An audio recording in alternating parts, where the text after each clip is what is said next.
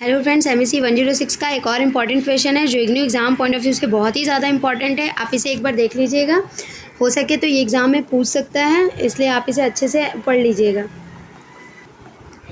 Lyndon संतुलन। क्रेतागण किसी बाजार में निश्चित एक कीमत चुकाकर अपनी अपनी मांग अनुसूचियों के अनुसार माल की विभिन्न मात्राएं प्राप्त कर लेते हैं। जो क्रेतागण होते हैं वो किसी बाजार में एक निश्चित कीमत, एक प्राइस फिक्स रहता है, जिसे चुकाकर अपनी अपनी मांग अनुसूचियों के अनुसार माल की जो विभिन्न मात्राएं होती है उसे प्राप्त कर लेते हैं। व्यक्तिक मात्राओं का कुल योग ही वस्तु की कुल आपूर्ति होती है।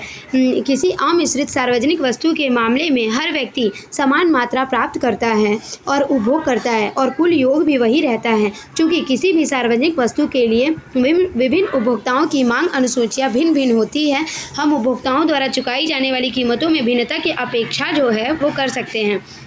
चूँकि अनेक सार्वजनिक वस्तुओं का उत्पादन किए जाने की आवश्यकता पड़ती है, बहुत सारी सार्वजनिक वस्तुएं जिनका उत्पादन किए जाने की आवश्यकता पड़ती है, इसमें लागत शामिल होती है। उत्पादन लागत अनिवार्यता विभिन्न उपभोक्ता नागरिकों पर प्रमाणित की जा सकती है, परंतु प्रभाजन हेतु नियम जो है वो एक समान नहीं होते हैं।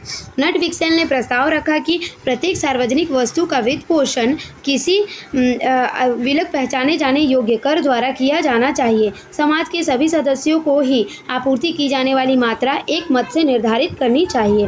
इसको स्वैच्छिक विनिमय निर्देश के रूप में जाना जाता है। इस विचार को एरिक लिंडन द्वारा आगे ले जाया गया। लिंडन का दृष्टिकोण निम्न द्वारा स्पष्ट किया जाता है। माना कि सार्वजनिक वस्तु के केवल दो ही उपभोक्ता है, ए और बी। इस सार्वजनिक वस्तु का कितना उत्पादन किया जाए और किस प्रकार इसकी लागत परिभाषित की जाए। मान लीजिए डी ए और डी बी उनके मांग वक्र हैं जो उनकी सीमांत उपयोगिता दर्शाते हैं।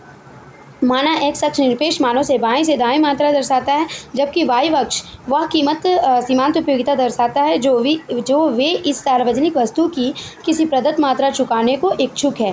भाषा में अंतर पर ध्यान दें। निजी वस्तु के मामले में हम कहते हैं कि किसी प्रदत्त कीमत हेतु कितनी मात्रा, परंतु सार्वजनिक वस्तु के मामले में हम कहते हैं कि किसी प्रदत्त मात्रा हेतु कितनी कीमत।